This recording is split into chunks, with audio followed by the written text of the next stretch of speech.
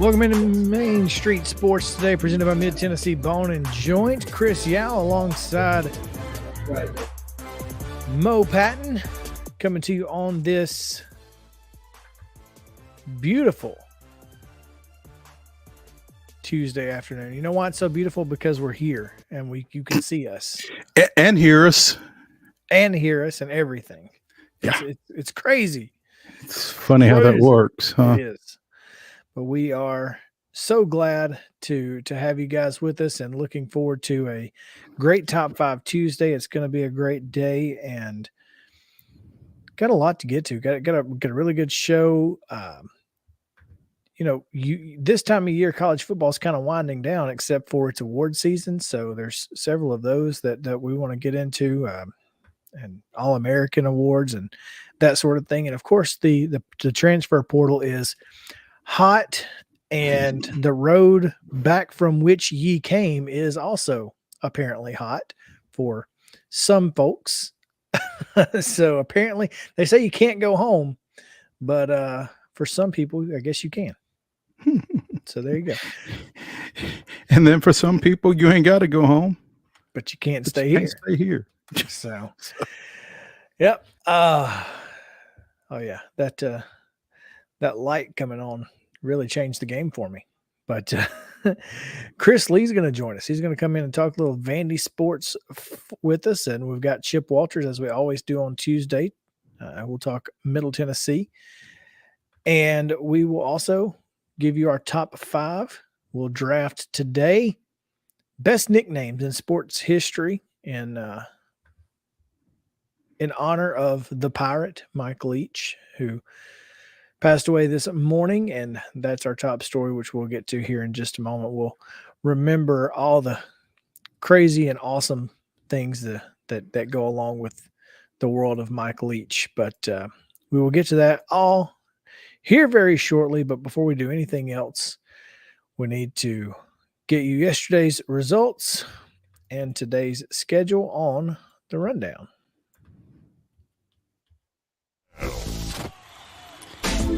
In girls basketball action on Monday night, Blackman defeated Columbia Central 68-40. It was Dixon County downing Waverly 81-54. Cheatham County with a 59-26 win over Joe Burns. It was Liberty Creek 45, Friendship Christian 35. Marshall County with a 48-30 win over Smyrna. Watertown defeated Jackson County 35-22.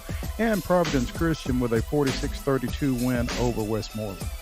In boys basketball action, it was Blackman down in Columbia 44-40. Dixon County 74-52 over Waverly.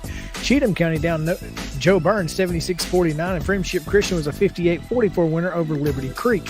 Smyrna edged Marshall County 60-59, while Jackson County was over Watertown 41-31. Westmoreland down Providence Christian and boys play 55-49.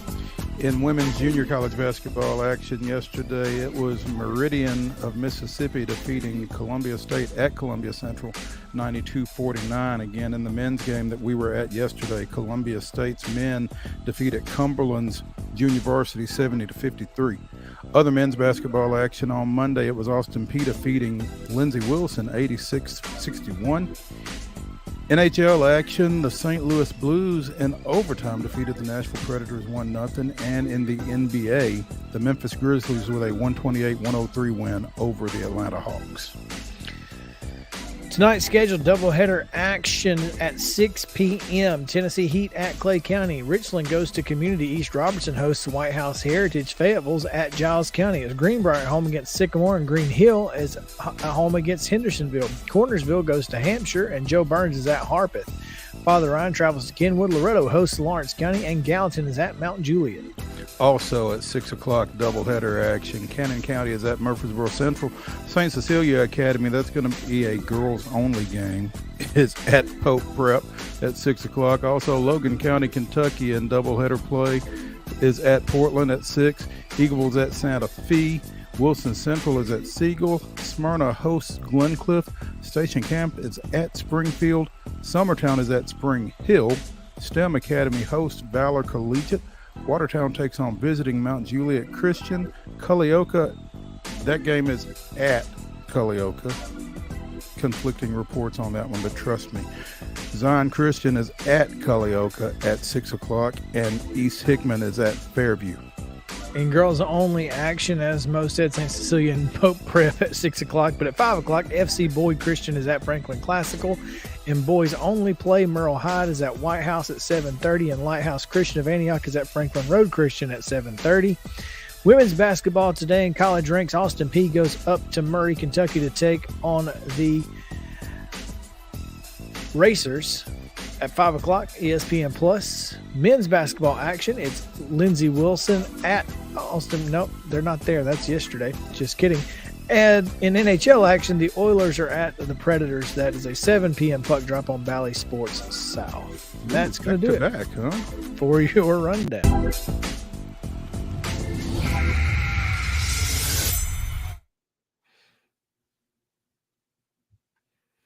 All right. You got leaves just falling in the background over here. It's like feels more like early November than December back here behind me, but there you go. Again, our top story today, this morning, it was, or I guess it was announced that last night, Mike Leach, head coach of Mississippi State's Bulldogs football team, died after a heart condition.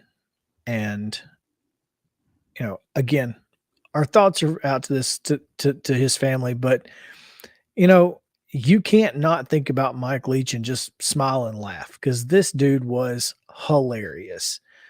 He wanted to talk about anything but himself. And no matter what the topic was, he was going to have something not only funny, but at some point profound, because the dude was a genius. Want to talk about anything but himself, and often want to talk about anything but football.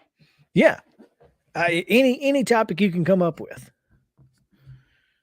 I mean, some of his press conferences went off on tangents, and I think that was the fun of covering him and his teams. It was that you never knew what you were going to wind up talking about. And as I've followed on Twitter over the course of the last 18 hours or so, I felt like everybody's got a Mike Leach story except me, and I feel a little left out.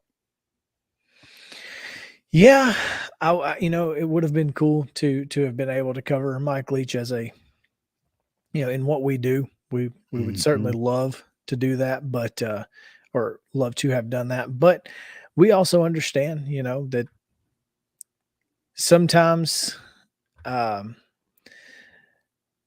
in the world of college football, you get the CEO types, and they're all fun to cover. So please don't think we only want to cover some are more fun than others, but some are more fun than others. I mean, Spurrier was a blast. That may need to be a top 5 at some point, as top 5 people, top 5 athletic figures that we'd like to cover, because when you start talking about the Spurriers and the Mike Leaches and the Charles Barkleys and the folks that you could just walk up and just point the voice recorder and just let them go. That's right. You don't even have to say anything. Just Yeah. so your thoughts. Yeah.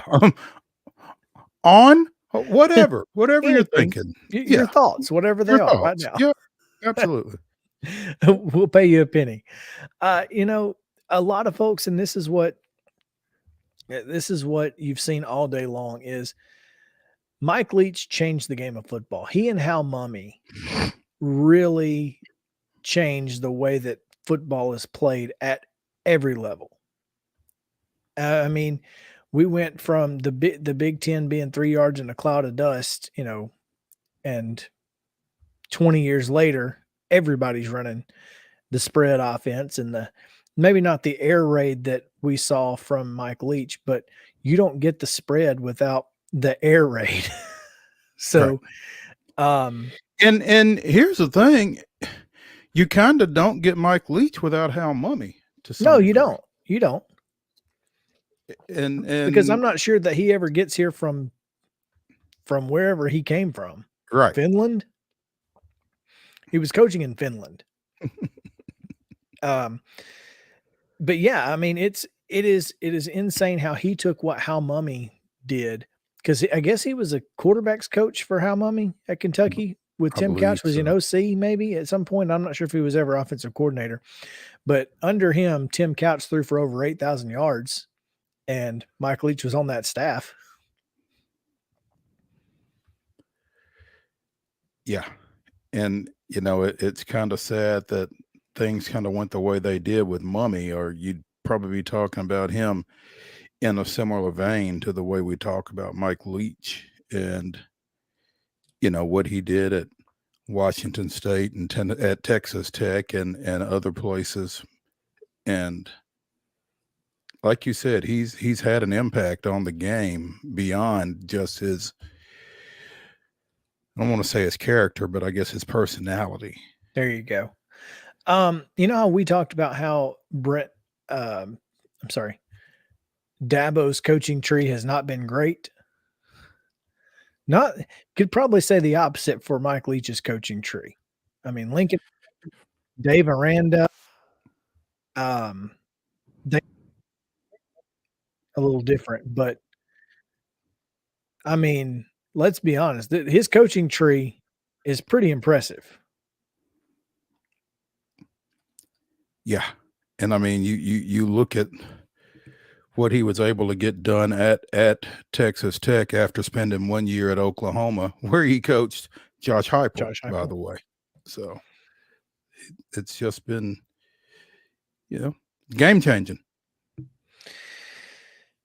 I think my favorite Mike Leach tangent is probably, man, there's so many good ones. There's the Halloween candy. There's getting the marriage one. Mm-hmm. There's when he talked about the college football playoff, though, that was when I really started getting into the idea of expansion and all of that, because I thought, well, I mean, Mike Leach is a genius. Let's listen to him for a second. And he always had some, he was different, man. He again, everything he said was profound at some point.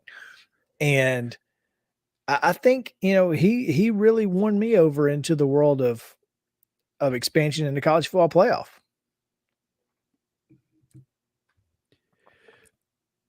I mean, the guy was legally, he was an attorney. I mean, he studied law. I mean, in any argument he was going to make was going to be a convincing one on anything. That's true. So, it's so crazy, that we're sitting here talking about this. You never know what tomorrow holds, what tonight holds. You just don't. And we say that with, having covered a press conference this morning about a reserve deputy who was, just sitting on the side of the road protecting construction workers and was, rear-ended and killed last night in Murray County. I mean, the last thing in the world that you would think of if you're the one out there protecting construction workers, you're just sitting there in your car. That's the last thing you ever expect to happen. And so, you're never going to, to know exactly what tomorrow holds. And so please just be thinking about that. And I believe, and you'll have to tell me if you know different, Mo, but I believe Mississippi State did say that they've elevated someone into that position to take the role of head football coach, and I assume they're going to go ahead and play this bowl game. They elevated their defensive coordinator early on in this process. CBS Sports, within the last hour, is reporting defensive coordinator Zach Arnett was named interim coach for the Bulldogs as they prepare for the Rely Quest Bowl on January 2nd against Illinois in Tampa. And interim AD Brecky Brett says that the decision to play was led by Bulldog players. The players are 100% behind playing this bowl game and doing what Coach Leach would expect them to do. So, if nothing else, it's pretty cool that his last game was a Egg Bowl win. And come from behind Egg Bowl win, was it not? Weren't they down in that game? Yeah, so that's one way to go. That's a heck of a way to go. If you're going to go out like that, I think that's going to be something to remember about Mike Leach, is that he not only went out a winner on the field, but a winner in life. I think he was just that great of an individual, and so sad to hear of his passing, but man, what a life and what a character. He will always be remembered in college football, and college football from now forward will not be the same. Certainly post-game press conferences won't be. That's for sure. Yeah. The bar has been set. Yeah. There's no question there. All right, we're going to take a break here. When we come back, we are scheduled to have Chris Lee joining us, Vandy Sports. He will talk a little Commodores right here on Main Street Sports Today, presented by Mid-Tennessee Bone and Joint. So you guys stick around with us. We'll be right back in just a moment.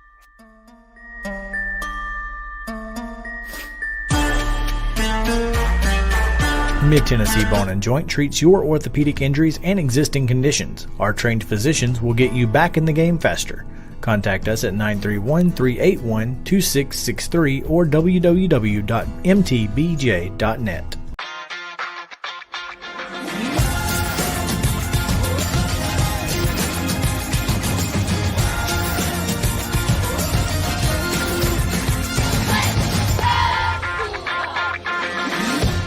Hey folks, while we take a quick break from the show, I want to tell you about our friends over at Custom Stone Handlers in downtown Columbia.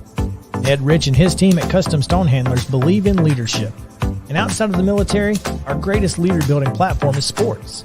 Custom Stone Handlers proudly encourages young people to get in the game. You can contact them today at 931-490-4990 or visit CustomStonehandlers.com. Jones and Lang Sporting Goods here in Columbia has been outfitting teams, officials, and anybody else from T-ball to college for 50 plus years. Be sure and check them out at 931-388-8060 or online at jonesandlang.com. Jones and Lang Sporting Goods, the look of a winner. Zion Christian Academy, zioneagles.org or 931-388-5731. You can schedule your appointment. Go tour their campus. It is beautiful over there, and you're definitely going to want to see it. Again, it's zioneagles.org. Give them a call, 931-388-5731, and schedule your tour today. Are you an enthusiastic sports fan? Want to have fun and get in on the action? Heck, yes. That'd be awesome. Have great attention to detail? Want to stay active? Definitely. Want to give back to the student athletes in your community? Obviously, yes. Then you'd make an excellent high school sports official. We need more officials in Tennessee. Because with no high school officials, there are no high school sports. Sign up today at highschoolofficials.com. Mid-Tennessee Bone & Joint has been the official sports medicine provider for Maury County Schools for more than 40 years. We specialize in orthopedic injuries, and our Ortho Quick walk-in service lets you bypass the ER. Visit us online at www.mtbj.net.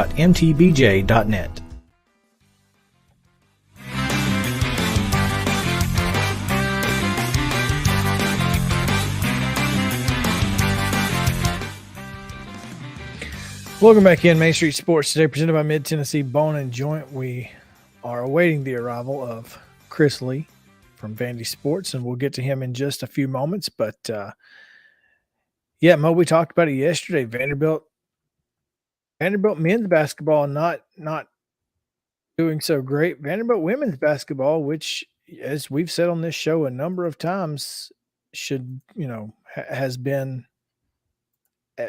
a long-standing tradition of really good, also has not been up to standards that they have set over the years. Now 7-5 on the year, but you've also seen some losses.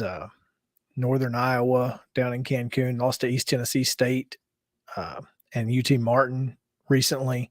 So it's not been great. At least since December started, they are 1-2, but that one win was against Louisiana Tech, which again, another old school power in women's basketball. Just seems like things on the West End are as soon as they announce some great things on the monetary front, other things start going downhill, and I don't know what the issue is, but hopefully they can turn it around, and hopefully Chris Lee can shed some light on it. That would be fantastic. But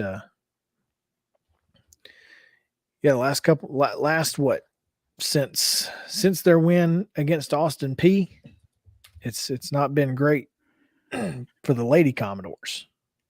Commodore women. Don't call them ladies. Yeah, that was a thing and still is. They are Commodores. So, but yeah, I mean, it's they are definitely a work in progress. Obviously, Shay Ralph is in her second year over there, and they showed some improvement throughout the season last year, but they kind of had a long way to come. The program followers of the program would like to think that it kind of cratered under Stephanie White, and I'm still trying to figure out how that hire didn't work, but it didn't. It not only didn't work, but it failed pretty miserably. And so you feel like with Shay Ralph's background, having played at UConn under Gino Ariema and that kind of thing, she knows what it takes to get the thing back up in the SEC. But it's a long climb, and the Southeastern Conference for years was kind of the standard of excellence in women's basketball, and Vanderbilt was one of those standard bearers. And now other programs have come along, and everybody's chasing South Carolina, but nobody's waiting on you. So Vanderbilt's going to have to kind of make that climb and not expect a whole lot of help. So. Yeah, they're not. They're definitely, definitely going to find themselves once conference play starts. I mean, we know the SEC is one of the toughest conferences in all of college basketball on the women's side specifically, but yeah, it's not just, Vanderbilt has found itself in a, in a tough spot, and hopefully that will change here going forward. Right now, they've got Lipscomb coming up on the 18th, and should be fun. You've got the Holiday Hoops Ugly Sweater Toy Drive, but that'll be on the SEC Network. Then they've got Alabama A&M before they start into before they get into SEC play. SEC play starts December 29th with Mississippi State before January 1st appointment with LSU down at LSU with Kim Mulkey. So, yeah. Tennessee, said, Tennessee comes on on the 8th. Yeah, no, the SEC is just, it is what it is, man. You're going to be tested night in, night out in the SEC, no matter what sport you're playing. Let's be honest. Yeah. Now, again, I don't think the situation for Shea Ralph is as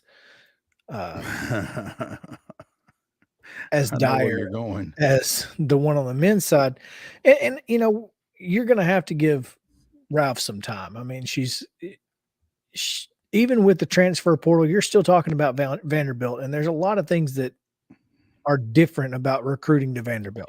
Sure, and I'm not sure how much help the transfer portal necessarily gives Vanderbilt for that reason.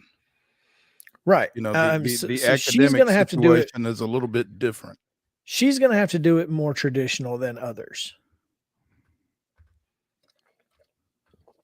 I mean, it's going to take 3 or 4 years to build that roster into something that she needs it to be in order to be competitive at the SEC level.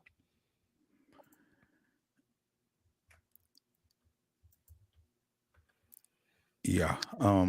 Although, they did get some good news today with Ryan Allen being named SEC Freshman of the Week for her performance against Louisiana Tech. So, got to start somewhere. Well, and Allen that just scored goes to 11. show. Yeah, Allen scored 11 of their 15 points in the overtime in that 75-70 win down in Ruston. So she scored 11 points in overtime, finished with 14. There you go. Guess they weren't really paying. She was pacing herself. There you go. She was just making sure she had a little time. Gas in the tank. Yeah, a little kick at the end. Yep. Yeah, so good for her. Hey, if you're only going to play, I guess what do they play? 4 minutes typically. I think it's 4 minutes of overtime. 5. So if you're only going to play 4 or 5 minutes, then save it for the best 5 minutes, I guess. Yeah. Congrats to her. I don't know. Have you seen this? Have you seen this story about Dan Jackson here? Mm-mm. There's an update on Dan Jackson, who had the social media post. Mm-hmm. He's typically, this is reading from their website, as a university, we do not typically publicly share details related to personnel matters, etc. They referred the matter to their Equal Opportunity and Access Office. That process thoroughly reviews and details the background of each complaint. In this case, Coach Jackson is supportive of us sharing the key details. I think it's worth providing context as the issue is significantly more nuanced than some accounts you may have seen. Coach Jackson's comments were posted from his personal Facebook page in response to a friend's post, unaware of the recent racist and anti-Semitic remarks by rapper Ye, formerly known as Kanye. Yeah. I guess that makes sense. The guy that we know as Kanye West. Coach Jackson, the artist formerly known as. Yes. Coach Jackson used him as an example to show support for the original post's demand for free expression and equality in the treatment of Black and white public figures. When learning of the nature and content of his remarks, Jackson realized his post had been misguided and uninformed and understood why his comment had caused harm. EOA determined that while Coach Jackson's comments were hurtful and lacked critical context, they were not discriminatory nor intended to target any group and did not violate Vanderbilt's anti-harassment policy. The comments did, however, violate the Electronic Communications Information Technology Resources Policy, which prohibits unprofessional communication that could negatively impact Vanderbilt's reputation or interfere with Vanderbilt's core mission. So, with that said, nobody likes a "with that said" better than college kids. As EOA recommended, Jackson remained away from his duties for the remainder of the 2022 football season. He's in the process of completing relevant educational work, including unconscious bias, inclusion, and anti-discrimination sessions. He's receiving coaching on leadership and social media use.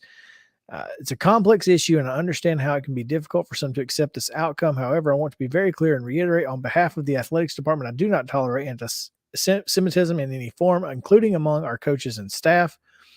So this is directly written by Candace Lee, by the way. I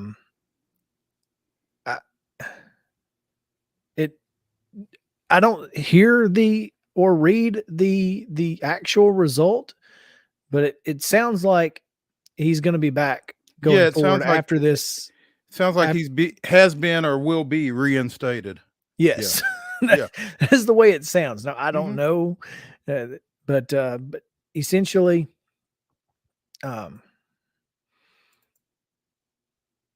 this is the message from Coach Jackson. You know, he basically said, I've lived my life and focused my career on being positive light for others to help them become the best versions of themselves. This is who I remain. I'm determined to use this experience as a transformative one for myself and those I influence. In the weeks and months ahead, I'm hoping to meet with those who I've hurt, to apologize to them and learn from them. So there you go. Yeah. And there's Chris. Hey. We can bring him in now. Chris Lee of VandySports.com. We were just talking about your football coach situation, Chris, and thanks for taking some time, man. Yeah, sorry, caught me in the carpool line at school, but that gets you every time. Yeah, well, the plans changed around a little bit on me, but we're good. Well, tell them we said hey. Will do.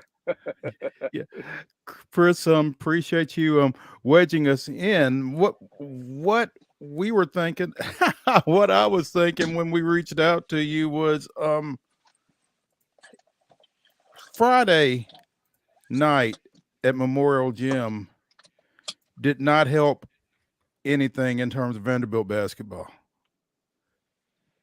No, it didn't. And that's two bad losses they've had as a double-digit home favorite.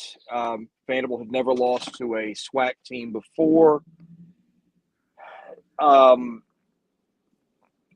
know, and one bad loss in isolation isn't the end of the world, but you've got to stack some other things with that. That just isn't where the program is right now. They've not really won anything of consequence. The Southern Miss loss doesn't look as bad as it did, but the program is 5-5 at this point. I guess the best win would maybe be over Temple on the road, which really isn't that much of a win at this point.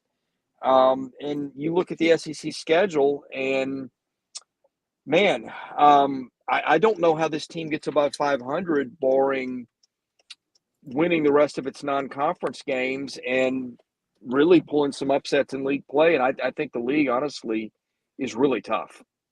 The league is really tough, and I don't know where those upsets would come from. It almost feels like any win in conference play would be an upset at this point, Chris. Well, I'd push back on that a little bit. They're better than South Carolina, and they play Carolina twice. I think they're better than Georgia, probably, but I'm not sure about it.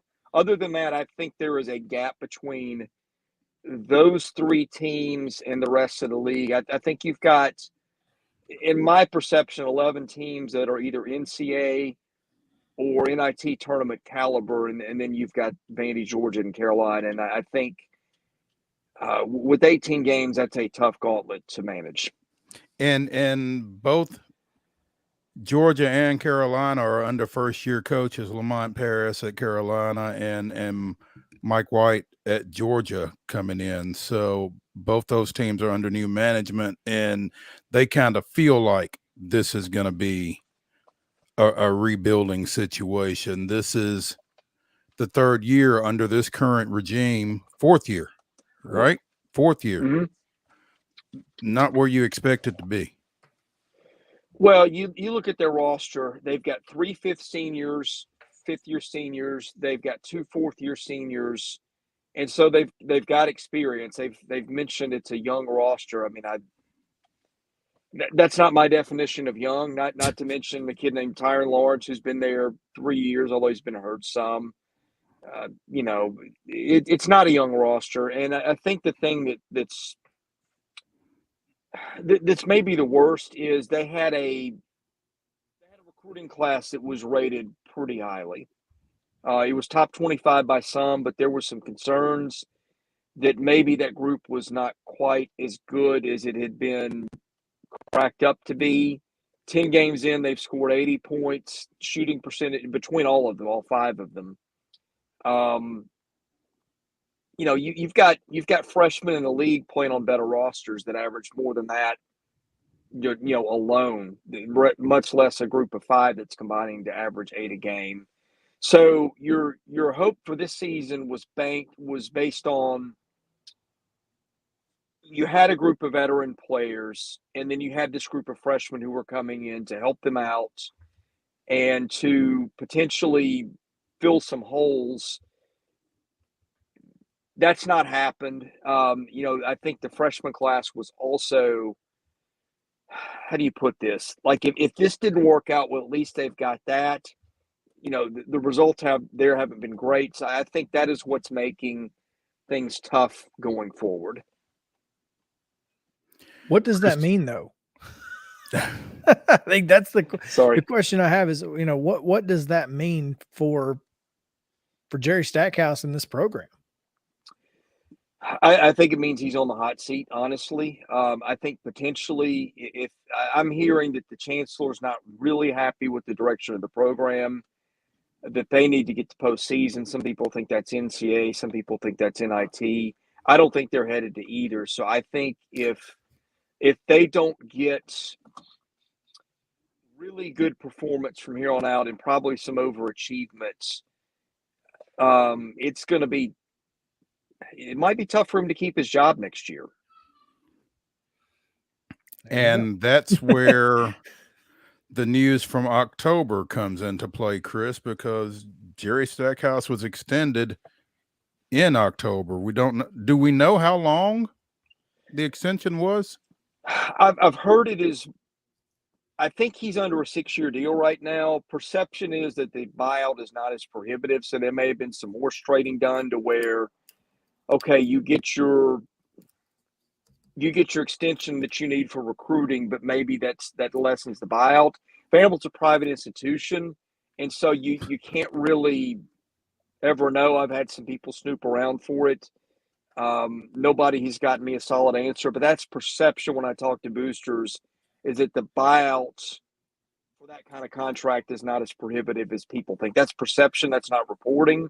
I could be wrong, but when there starts to be a lot of noise from the booster base that he needs to win or they may be moving on, I start to pay attention a little bit, and that's kind of what's happening.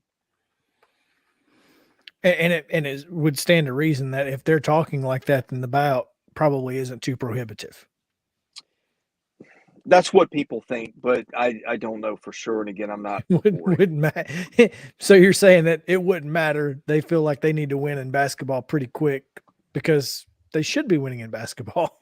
Well, look, they know that the chancellor knows, and they haven't won since he's been there, but he knows enough about the history of their athletic program that men's basketball has historically been their bell cow program. That's where a lot of pride has been. Baseball has come in and kind of taken over that territory, but it's still not as big a sport as college basketball is. And I think the chancellor's aware of that. He wants to win in sports. I think he knows historically it's been easier to do that in men's basketball than it has most other sports. And I think that's where the rubber might meet the road for them. Chris Lee of Southeastern 14 joining us here on Main Street Sports today, presented by Mid-Tennessee Bone and Joint. Chris, we want to switch gears real quick because obviously Colorado's hiring of Deion Sanders as its new football coach has had a far-reaching effect, and apparently it reached onto Just Neely Drive. Darius Darden-Box, a former Pearl-Cohn football standout who played at Vanderbilt and coached there with Coach Mason and with Coach Lee, has joined that staff. Yeah, I mean, their recruiting department has done a good job. Of course, Spartan Simmons has led that. I don't know a lot of particulars about the exact job he did and the recruits he helped with. I know he was highly regarded. If you're going to poach a recruiting staff when you're trying to rebuild a program at a major level, that's not a bad one to target because they know how to get around obstacles and rebuild and things like that. And so, yeah, that was one that I think will be probably felt a little bit. Chris, we appreciate you. We're going to let you get back to your car line and get those kids home safe. We appreciate you taking some time with us today, though, man. Yeah, my apology. The schedule fine. changed in our house a little bit, and duty called, and we make the best of it. Hey, things happen, man. We appreciate your time. Y'all be safe out there. Thank you. Have a good day. All righty. All right. Chris Lee of Southeastern 14. Mo, I have a question for you since you just mentioned Deion. I'm sorry, Coach Prime. Coach Prime. Well, Yes. So here's the thing. I saw an interview with him, and of all places, Barstool Sports, where they called him Deion the whole time, and he didn't mind. So Must have been a good day. Must have been a good day. I have a question for you. Can you tell me on a level of 1 to 10 how pissed off Jackson State people probably are now that Tennessee State has replaced them in the Southern Heritage Classic and they don't have Deion to go to get money games in Jackson, Mississippi? What did you ask me on a scale of 1 to 10? 12. They are pissed. You got us out of one of the biggest events that we have, made us get out of it, and now you left us, and you're gone. Yep, 12. At minimum, 12. I would love to have some sort of inclination what those conversations are like right now, because Arkansas Pine Bluff has been announced as the replacement for Jackson State in the Southern Heritage Classic to take on Tennessee State at least next year. I don't know how long that contract is, but any chance that Jackson State finds its way back into the Southern Heritage Classic, or is Memphis going to be like, sorry? Or is Tennessee State going to be like, sorry? I mean, I don't know. I think I really feel like the best matchup is Jackson State, Tennessee State. And so if cooler heads prevail, I think there's a chance that you get back to that at some point. When that is, good question. Man. When you said that and I was thinking, I was like, man, how mad are they? Yeah. I bet it is off the charts. Anyway. Yeah. Deion is probably a 4-letter word in Jackson, Mississippi right now. And the thing is, he did a really good job at elevating that program to a different level, but I mean, it's almost impossible to keep yourself at that level without a guy like Deion. And I think there's some schools in this part of the country who are going to find that out as well, even if Jason Witten may be a replacement option.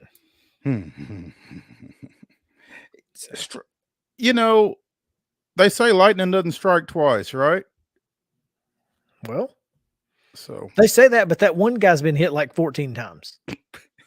that one guy. Yeah, that one. Google. He's been hit by lightning like a bunch. I don't know. I think it's you don't get struck, or the same spot doesn't get struck by lightning twice. I think. Well, if that's the case, Lipscomb Academy is going to test that theory, I think. Seems so. because they seem like they're going to be taking an option. Which, listen, Jason Witten is a better option than Trent Dilfer was when they hired him, because at least he has experience. Yep. Yep. So Went 10-2 this past year in the TAPS, which is the Texas Athletic Association of Private Schools, I believe. So, I mean, at least he's got some experience. whatever that means. Exactly. So, anyway, more college football on the other side. We'll take a quick break here. When we come back, Purdue has its man. You want to know how coaching carousels end? Well, this is one of those ways. We'll get to that. Transfer portal news and All-American teams right after this on Main Street Sports.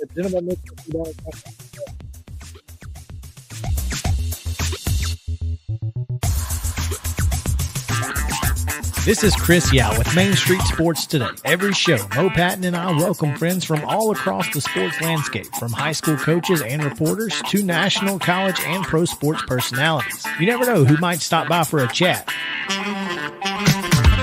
AP Tennessee sports editor, three-time Tennessee Sports Writer of the Year 2020 TSWA Hall of Famer. She covers the Titans, the Predators, the Grizzlies, college football, and hoops. Please make welcome Teresa Walker. Former University of Tennessee, former Team USA Olympian, ex-Cy Young Award winner, R.A. Dickey. R.A., did I miss anything? Man, that was sweet. Yeah, I need to listen to that before I go to bed every night. That was nice. Has 5 sports Emmys. That's not bad for the other guy in Wham, Ryan McGee. The other guy in Wham married the best looking girl, Bananarama. So the other guy in Wham had a pretty good life. From preps to pros, we're taking on the sports topics you care about. Tune in across Main Street Media social platforms at 2 p.m. or on demand on your podcast distribution platform of choice.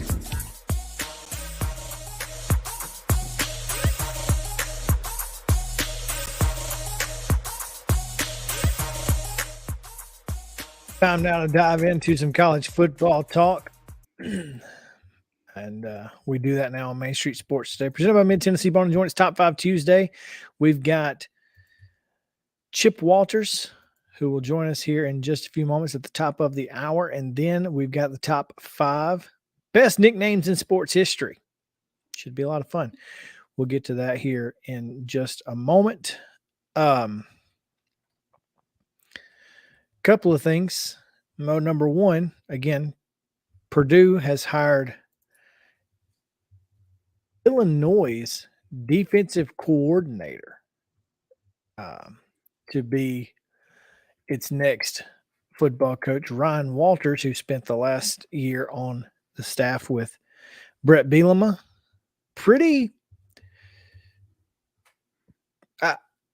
What I'm hearing, a lot of folks like this hire. I like the hire because you're weakening one of your biggest rivals. Right. So I think this is interesting. Becomes 36 years old, spent the last 2 years at Illinois, and was a finalist for the Broyles Award this year. Well, there you go. So, for those who don't know, the Broyles Award is presented to the best assistant coach in the country. Yeah. So, finalist for that. Seems like you should be a finalist for some jobs. This says that he was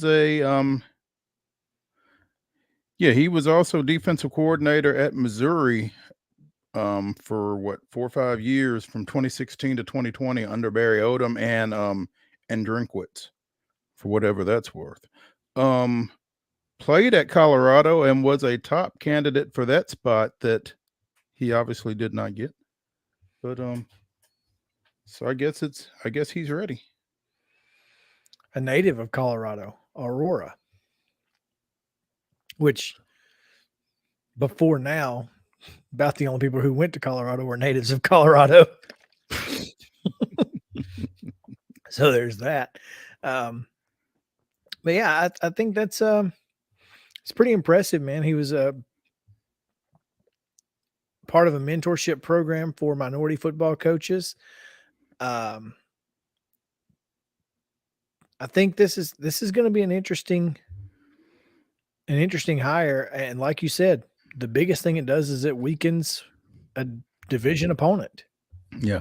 I think it's going to be interesting in that, if you look at Purdue's more recent hires, they've been pretty offensive minded at the top of that program, going back to Joe Tiller when he had Drew Brees there, and so many other guys. They've been a real, throw it around a lot type outfit in the Big Ten. He obviously comes from a defensive background. The first time since the 80s when they had Leon Burtnett, according to this ESPN piece that I'm looking at. So that's interesting to me that they're kind of switching gears in terms of maybe they're going to be a bit more focused defensively than they have been in years past and in previous regimes.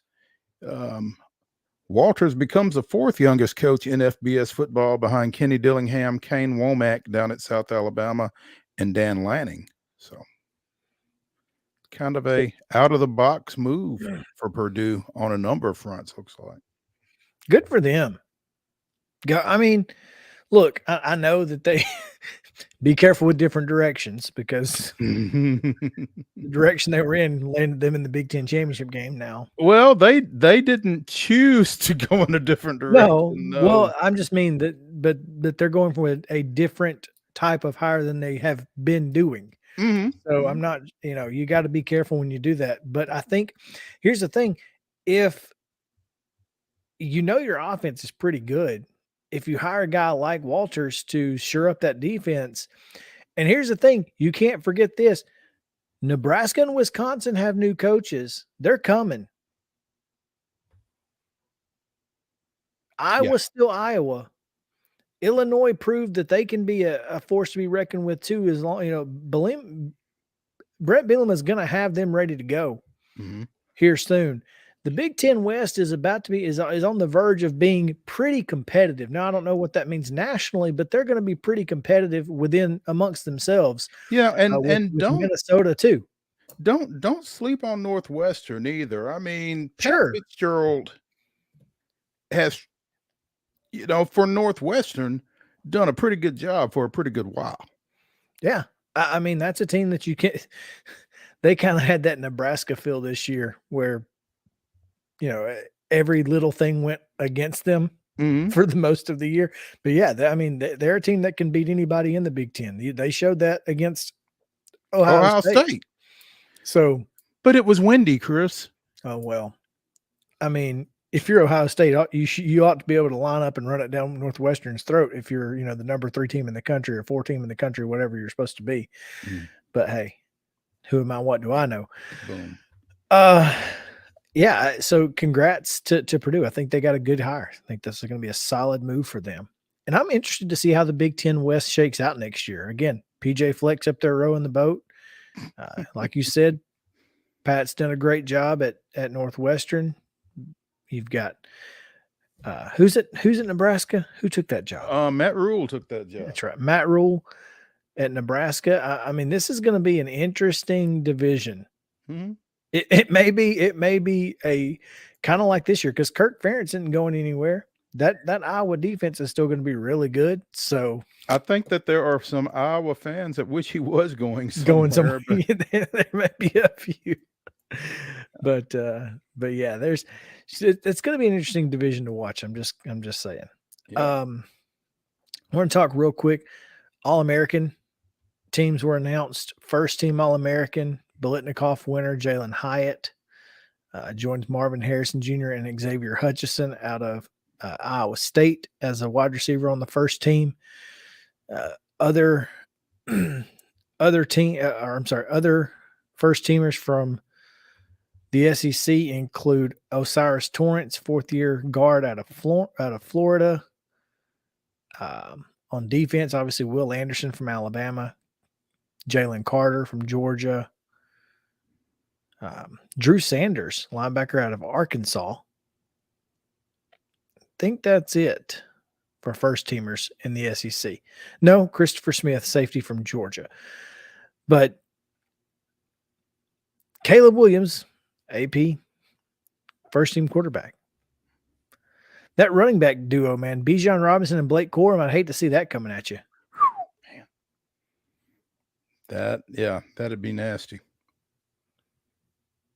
Speaking of Northwestern, they have a first team first team tackle, Peter Skoronsky,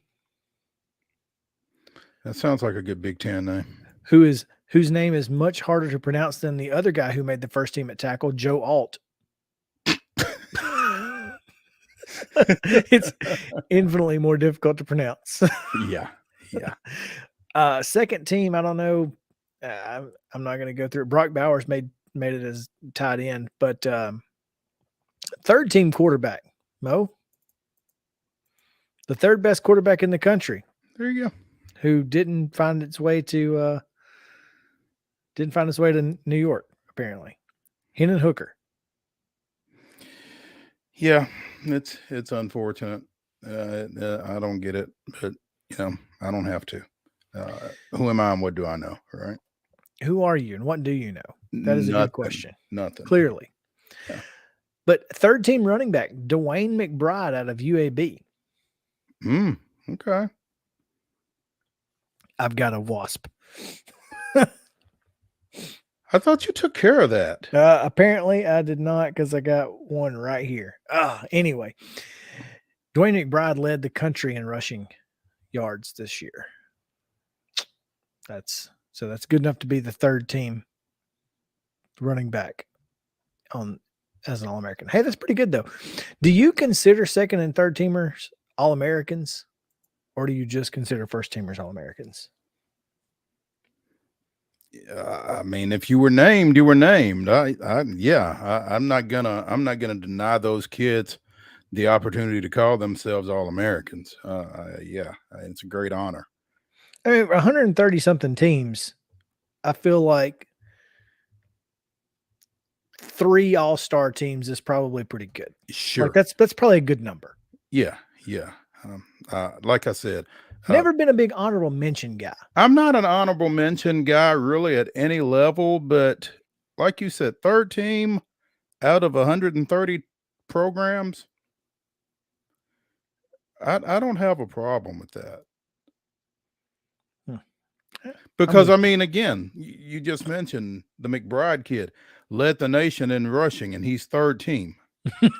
It's crazy, right? I mean, if there's only 2 teams, he doesn't get that recognition. Right. Never mind that he's the leading rusher in the country in Division I. That blew my mind. How they were the second teamers. I was looking like Bijan and Blake Corum. Look, tough to argue. You can't argue with those two. That's who was second team. I've not seen the list. Hold on. I'll tell you in just a second. Second team running backs included Chase Brown out of Illinois and Muhammad Ibrahim out of Minnesota. So I'm gonna call. Maybe there's a little bias somewhere. I don't know, because 3 of the 4 were from the Big Ten running backs. Yeah. And none from the SEC. None. Who was the best running back in the SEC, though? True answer? Is it the Georgia kid? Maybe. Whose name I can't remember? I mean, maybe it's the fact that we can't call a name when we ask that question. Maybe 3 guys from the Big Ten are due. And we talked about it from the start of the season that this was a quarterback-driven league. Oh, Quinshon Judkins from Ole Miss. So where is he? He's not on the list. Wow. Nor is Rocket Sanders from Arkansas. Well, Arkansas wasn't great. I was surprised that they had a linebacker on there. The first teamer. Yeah. That's why I was. And it wasn't Bumper Pool. Yeah, I was kind of taken aback. But Quinshon Judkins ran for 1,476 yards and 16 touchdowns. And he's not one of the top 6 running backs in the country. Yeah, I don't know about that. Yeah. I'm a little suspicious of that. But that's a little sus. It is. It's sus, as the kids would say, as the young folks would tell us. As the young folks would say. Before we get out of here, a couple of things. Grayson McCall and Emory Jones have entered the portal. Grayson McCall from Coastal Carolina. Obviously, his coach is gone, so he's like, hey, maybe I can probably parlay my success into something bigger than Coastal Carolina. Emory Jones, maybe I'll just head up to Liberty. He might just head up to Liberty, as a matter of fact. Who knows? But Emory Jones, who left Florida, went to Arizona State, played in 7 or 8 games and lost his starting job. State, huh? Now he's dipped. Emory Jones and JT Daniels. I mean, it was funny. I saw a tweet. There is a transfer portal Twitter account, I think, and it retweeted Daniels's announcement that he is back in the portal, and it said we like our return customers. It's almost a scheduled tweet, isn't it? Yeah, sure. I mean, reservations for one, Mr. Daniels. I mean, he's one conference shy of playing in all 5 Power 5 conferences. Maybe he's got a little punch card or something. That is it like when you go to the Bourbon Trail, they send you they send you a T-shirt and a flask or something. He's getting his passport stamped by every conference he plays in. Yeah, he will have visited 80% of Power 5 teams by the time he's done. Now, that being said, one quarterback, as we said, planning to stay home, and that's not great news for us, Mo, Middle Tennessee and JSU fans, as Austin Reed, Western Kentucky's heralded quarterback, has decided to stay in Bowling Green and will continue his career as a Hilltopper. Well, maybe he looked into the portal and saw who was in there and is like, you know what? I'm going to just chill here in Bowling Green. Go down to the Corvette Museum and hang out. See if I can't get me an NIL down there. That's what I'd do if I could get me an NIL deal with Corvette. Yes, please. Yes, sign me up. Yep. I mean, come on, a big red one, right? I do think he has a deal though that he gets free season tickets to see the hot rods now. So minor league baseball for the win. There's worse things. Yeah. Let's take a break and we'll talk more Middle Tennessee State on the other side of it. Chip Walters standing by. So stick around right here. Main Street Sports Today, presented by Mid Tennessee Bone and Joints, back after this.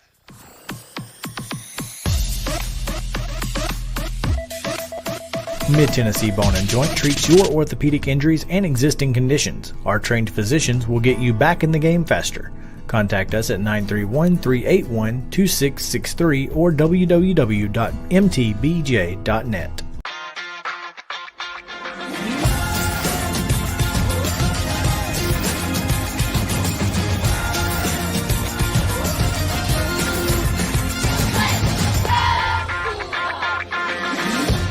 Hey folks, while we take a quick break from the show, I want to tell you about our friends over at Custom Stone Handlers in downtown Columbia.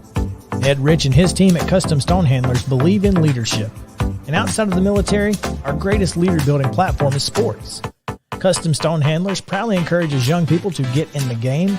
You can contact them today at 931-490-4990 or visit CustomStonehandlers.com. Jones & Lang Sporting Goods here in Columbia has been outfitting teams, officials, and anybody else from T-ball to college for 50-plus years. Be sure and check them out at 931-388-8060 or online at jonesandlang.com. Jones & Lang Sporting Goods, the look of a winner. Zion Christian Academy, ZionEagles.org or 931-388-5731. You can schedule your appointment. Go tour their campus. It is beautiful over there, and you're definitely going to want to see it. Again, it's ZionEagles.org. Give them a call, 931-388-5731, and schedule your tour today.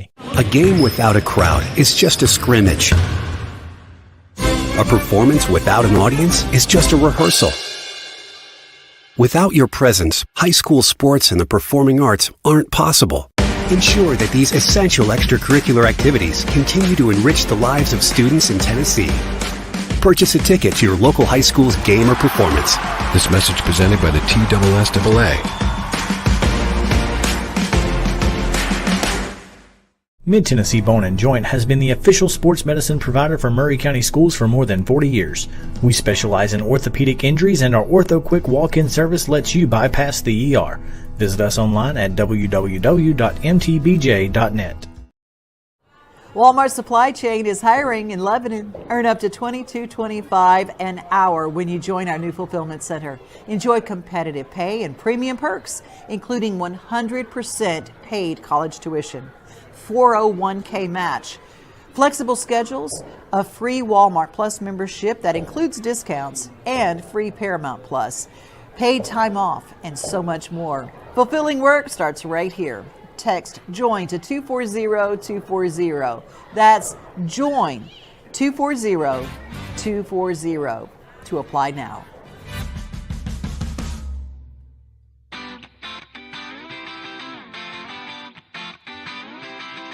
Welcome back in Main Street Sports Today, presented by Mid-Tennessee Bone and Joint. Chris Young and Mo Patton here on this Tuesday, Top 5 Tuesday. And looking forward to this next segment as we get a chance to bring in our regular Tuesday guest, Chip Walters, the voice of the Blue Raiders. Chip, what's going on, my friend? How are you? Doing good. Getting kind of a busy week. We shot a bowl preview show today with several folks that will debut on Sunday night on YouTube. So that'll be on the Blue Raider Athletics channel on YouTube. It'll on Sunday night.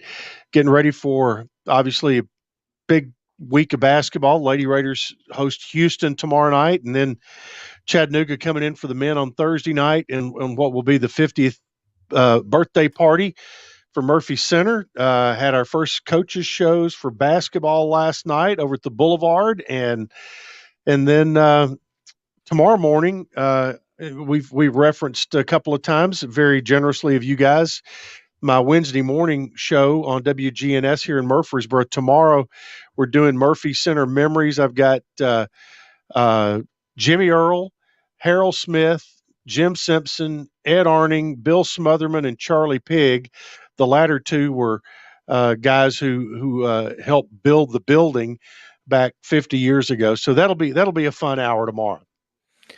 Now, Chip, last week you had who did you have on last week? Because I wanted to mention it to you because I recognize some of the names. It was Joe Williams. Had Joe Williams and Norm Parton. Yeah, we did a little racing update. Had Joe for a half hour and Norm Parton for a half hour talking about all the goings on out at the Super Speedway and at fairgrounds and all that was happening there and meetings, with public opinion and all that. So that was a fun half hour or a fun hour. It's tough to not have fun with those two. Exactly. Yeah. And if you want, and I thought, if I'm going to do a show that, talks about the local politics of racing and all that's going on there, those are the two best I could think of. Oh, without question. Yeah. Chip, as you mentioned, it's kind of the calm before the storm with regards to the next couple of days on the hardwood for MTSU with this women's game tomorrow against Houston. First of all, I mean, that's another headliner. That's another opportunity for the Lady Raiders to get another scalp. And as Rick was saying after the Louisville game, they're trying to get in the NCAA tournament right now. And, building up that resume prior to conference play is going to really put them in a good position regardless of how conference play goes, just in case they do slip up. But they're putting together, they're, as they like to say, they're stacking some wins right now. And what did I see in the net? They're 18 this, as of yesterday or today in the NCAA net rankings, which if you can hold that spot, that you don't have a whole lot to worry about. But they've gotten an ACC win over Louisville. They went on the road and got a win over an American Conference team in Memphis, and really just kind of handled Memphis with ease a little bit. They did have a little bit of a stumble in the third quarter, but really never lost control of that basketball game. And here they've got another team in Houston, another American team coming in, and so that they always have scheduled themselves to where if they can take care of their non-conference schedule, they're going to be in a good spot once the conference race gets here. And I think really, as they look back, about the only one they'd like to have back was the Texas Tech game, and that was a game that they led for 37 minutes, and Texas Tech came back and got them at the very end out in Las Vegas. Yeah, if you could have had that Big 12 win on top of everything else, you'd really don't feel good right now, but you'd really feel good heading into the holidays with that one. So, but again, chance to pick up another big one tomorrow against Houston, and then, as you said, happy 50th to Murphy Center with Chattanooga coming in Thursday. Yeah, and the thing is, Nick and his crew, we can all talk and reminisce and do all of that, but they need to have their focus on the basketball game, because this is another great opportunity when you talk about picking up big non-conference wins. Chattanooga comes in, Middle is in the 80s in Ken Palm, or in the net, in like 118 in Ken Palm, and Chattanooga is somewhere very, very close to that. Both teams are 7-3. Both teams have had good non-conference wins, so this will be a quality game for both Middle and Chattanooga, and the same will go next week on the 21st when Murray State comes in. So we'll obviously have a chance to talk about that later, but this Chattanooga team, they have a new coach this year, and and the reason they have a new coach is they had a lot of success a year ago. They've got they pulled one guy out of the transfer portal this year. It was a transfer out of VMI, who I know Middle was talking to him as well. He's a 7-footer who is who really shoots it well. He's maybe their best three-point shooter, so he's obviously a tough matchup. But the basketball game should be outstanding, in the event with a lot of the things they have planned, I think is going to be. It's one of those, get in your seats early and enjoy this one, because you're going to have members of the 1972-73 Middle team that opened up the building, and ironically, Lee Fowler got invited back, obviously, because he was former athletic director at Middle, and he called some of his buddies that he was on the Vanderbilt team that played in that very first game, and there's like 6 or 7 of those guys coming back. So I'm told that Jeff Fosness is among those as well. So that's right, part of the Vanderbilt F troop. Yep, Ray Maddox, and some others. So I think they're all going to be kind of introduced at halftime. And somebody said, well, why don't we throw a basketball out there and let them play a little bit? And they were all going, no, there's too big a chance for broken hips out there on that. So, but there's going to be there's been a 40-minute documentary made about Murphy Center, and it's going to be debuting on YouTube on Friday morning, but they're going to show a teaser at halftime, and then they're going to show a 10-minute version after the game in the arena. And so that's going to be, they've done a lot of work on that and got a lot of archival footage and photos and all of that. So that's going to be a lot of fun. Some really good giveaways. They've got rally towels that have the new court design with their gray towels, just like that match the floor, and have all that. That's going to be a giveaway. They had the Elvis posters at a couple of weeks ago that was good. And then hang on just a second, Chip. Hold on just a second. Yeah. What do you got? Oh, you got. Oh, I bet Mo's got a poster. I bet he does too. I bet he's got his Elvis poster back there that had all the dates that Elvis played Well, in Murphy Center. There it well, is. I see it. when he, when you get seats like his, Oh, there's no question. What have you These got? are You the already, style you've already got towels. there. You've already got the rally towel. So Yeah, they were Look giving at them this away guy. at the Louisville game as well. Oh, gotcha. There Yeah. you go. So, and it's a pretty good matchup of how the floor looks, but Mhm. it's it's just an exciting week. And I was talking to a ticket manager today and said, tickets have been they've been steady in ticket sales.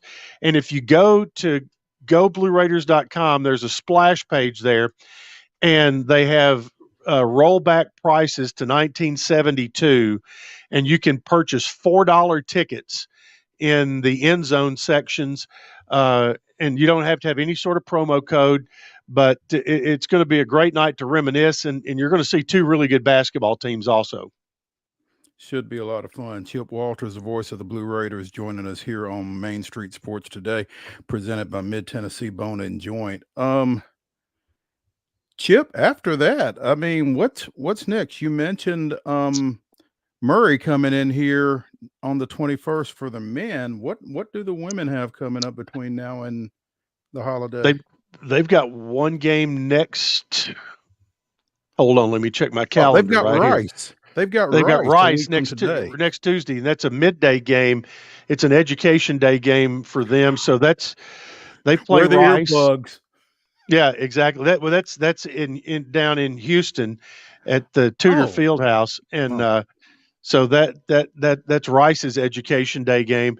But that's their final game before Christmas, and then both teams will reopen conference play on the 29th against Charlotte. The women will be at home, the men will be on the road, and then on New Year's Eve, both teams will be playing Western Kentucky, and the women at noon, the women at noon on the road.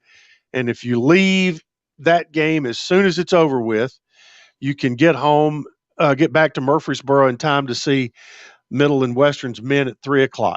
So on New Year's Eve. So that'll be a busy day too. You said noon in Bowling Green? Yep. You'd really have to hustle, but you could get in about midway through the first half. You'd really have to hustle. Yeah. I don't know that I advise that one. So, and then after, and then it's, all Hawaii Bowl. Like I said, we had taped the bowl show this morning.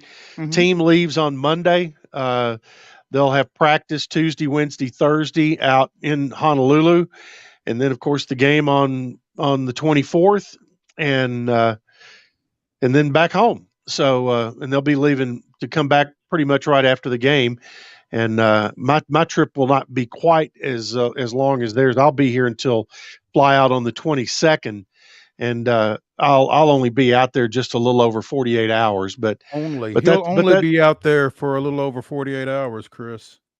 That's all right. I feel like that's still long enough to thaw out from over here. You can soak in a little bit while you're there for sure. Yeah. Chip, I don't know if we've had a chance to talk to you since this happened, but I'm sure you're aware former MTSU offensive coordinator Brett Dearman has been named the new head coach down in North Alabama. Don't know if you've had an opportunity to speak with him since that took place, or speak with Stock or anything like that to get any thoughts. No, I texted Brent, and he was and congratulated him, and just told him how I thought that was a perfect landing spot for him.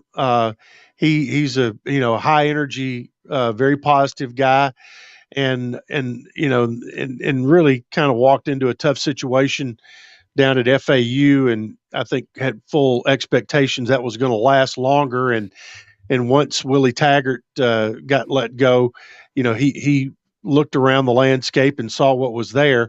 But as I was texting to him back and forth, and he was agreeing with me, I think North Alabama, they've got and I don't know his name, but a really young, vibrant athletic director.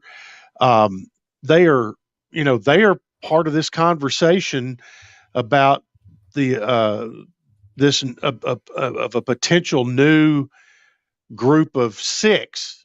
What is now the group of five could be the group of six of another new football only conference that would be including people such as the ASUN and another league joining forces. And North Alabama was one of those. But you know, Florence and Huntsville are not that far apart. And I know this past year, UNA played Jack State over at Toyota Field there in Huntsville, and that was a big success. And you just have to think that if North Alabama could, get their toe into Huntsville a little bit more from a corporate standpoint, with sponsorship and because that Huntsville has such a high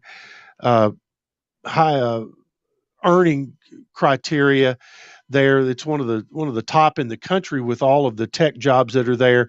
And really, if they could, market well into Huntsville, I think North Alabama could, in particular football, because of the opportunity to play a home game or two in Huntsville, could really, I think they could really take off.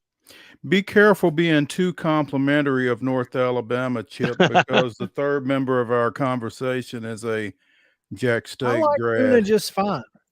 Look, I spent plenty of time in Florence. I don't hate the Lions. I covered a lot of great softball teams there too. Yep, sure did. And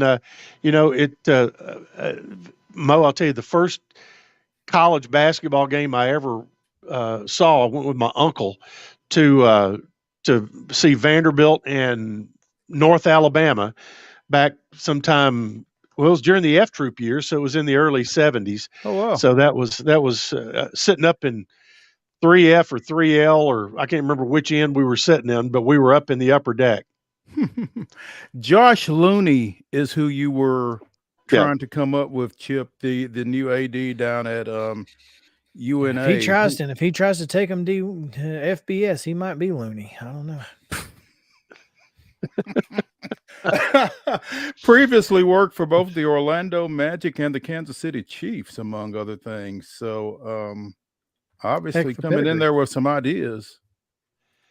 Yeah, and he's coming in from a little different perspective than a lot of college athletic directors, and everybody's trying to find their niche and have their own way of thinking and try to look at things in a different way. And he's been two quality places, so that could be good for UNA. I'll look forward to seeing what happens. We had Matt Brown on, and basically he said, well, the biggest obstacle to them creating another conference is it's illegal right now. So why does that stop anybody, right? Other than that, that minor detail. Yeah. But you all had a little bit of a conversation about transfer portal, and there was a certain, and I'm going to just put this out there more of an opinion piece or a question. A certain player went into the transfer portal, then decided, no, I'm going to go back. Well, I'm curious at that point, was he going to be accepted back? Because I know there are places and there have been times when that would not have happened. Yeah, well, one, either that scholarship is gone, or two, that's a bridge that has been burned. Yeah. Yeah, exactly. That was the curious part to me. I guess when, different world. Yeah, it's a different world these days. You just tell you if they'll stay, you got to keep them. So anyway, Chip, your lunch picture looked delicious today. I enjoy seeing those each day. So keep posting your lunch pictures so that I can be hungry midday. I tell you, that was good today. I don't know if Mo's ever been to Far East out there on East Main Street, but I have not. That's my same order for 40 years. It has been General Tso's chicken, an egg roll, half noodles, half rice. So good stuff. Can't go wrong. Sounds solid. And then take a nap mid afternoon. So there you go. There you go. Chip Walters, voice of the Blue Raiders. Chip, we appreciate it, man. All right, y'all come see us Thursday night. You got it. I will. All right, we're going to stay here, Justin, and go straight into Top 5 Tuesday. It is Top 5 Nicknames brought to you by Mid-South 5 Fitness and the fine folks. Dallas Still Athletes at Still Athletes on Instagram and stillathletes.com. Mid-South 5 Fitness. Great folks, 2 great locations, one in Columbia, one in Franklin. Before we get to that real quick, Mo, just want to mention John Lewis was named Division III All-American by the AFCA. John Lewis is a former Donaldson Christian standout. So now playing for the Birmingham Southern Panthers, was also named All-American. So congrats to that young man. All right.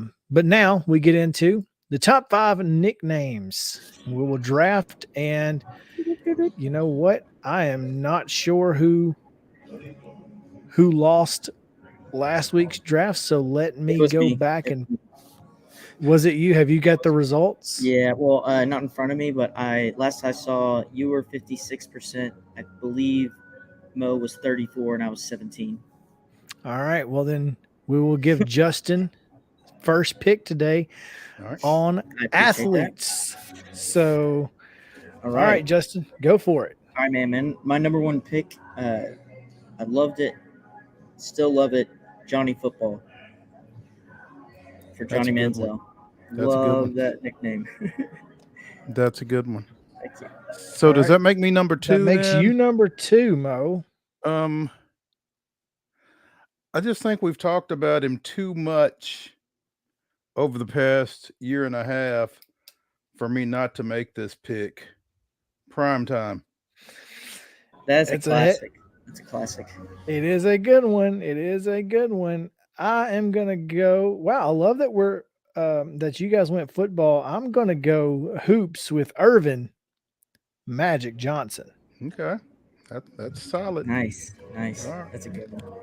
All right. I'm gonna go the biggest beast to ever play wide receiver, Megatron. That's a good one too. Calvin Johnson. That is a good one. That is a good one. He wasn't on my list, so that and just not because it's not good, because I just didn't think of it. So good. Right. Well, see, here's the thing. When he started talking about beast, I thought he was going beast mode, Marshawn Lynch, and since he didn't, I am. So. Yeah, that was my next one. All right, my number 2 second pick is going to be. Give me the Wizard of Oz, Ozzie Smith. I thought you were like saying just the movie. Okay. The Wizard was actually an athlete. Number 3, Justin. Number 3 for me is gotta be Black Mamba, man. Gotta be Black Mamba. I mean, that's a crazy nickname, and he lives up to it. So. Mamba mentality, yeah. I mean, it has a whole thing. I like it. I like it. Round number 3. My number 3 is the newest member of the Baseball Hall of Fame, the Crime Dog, Fred McGriff. Nice. That's a good one. That one. Dang, that's a good one. I'm going to go. This is going to be great value in the 3rd round. Sleeper? Y'all are going to be real mad when I say this out loud, and you're like, oh crap, how did I not think about that? But Eldrick Tiger Woods. Oh, that's solid. That's awesome, because you're right. I bet that is great value for the 3rd round. People are watching this and they're like, wait, that's not his name? Right. Eldrick. Who's Eldrick? Yeah. Okay. So my next one is, I'm going to do the jingle that he had with his nickname. The wheels on the bus go round and round, and you're under the bus. Jerome Bettis, baby. That's awesome. I don't remember that jingle, but I love it. That's a great pick. Mo? Speaking of great value in the late rounds, my number 4, staying in baseball, the Hammer. Hammer and Hank Aaron. That's a great one. I like the ones, if you haven't noticed the trend here, all of mine are guys who kind of go by that name, and that's why I'm going with Mr. Larry Chipper Jones. Thought about that. I did not know his first name was Larry. Yes. Oh, well, the Mets fans did. Yes, they did. Why is that? They used to chant. That's what they would Oh, chant. Larry. Larry. Yeah, they would chant Larry. I'm so glad he went with Chipper. And then he owned the Mets so bad, Justin, that he named his first kid Shea after Shea Stadium. Oh man, because he's their daddy. I own you. All right, final picks. Let's go. All right, my final pick is the mayor of Murfreesboro. God, that's good. That's solid. Thank you. That is very good. I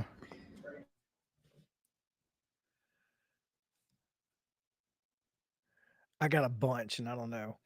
Yeah, this was a good one. Chris, I didn't hear you. What'd you say? Sweetness. Oh, okay, nice. okay. That's a nice fifth round. That is that's a lot of great value. All right, my final one. I got 10 seconds here. I'm going to go with the sheriff, Peyton Manning. Had him on my list. Solid. I didn't have that one. That was good. All right, that's going to do it. We got to get out of here. But Top 5 Tuesday brought to you by Mid-South 5 Fitness. Thank you, guys. We'll see you tomorrow on Main Street Sports Today.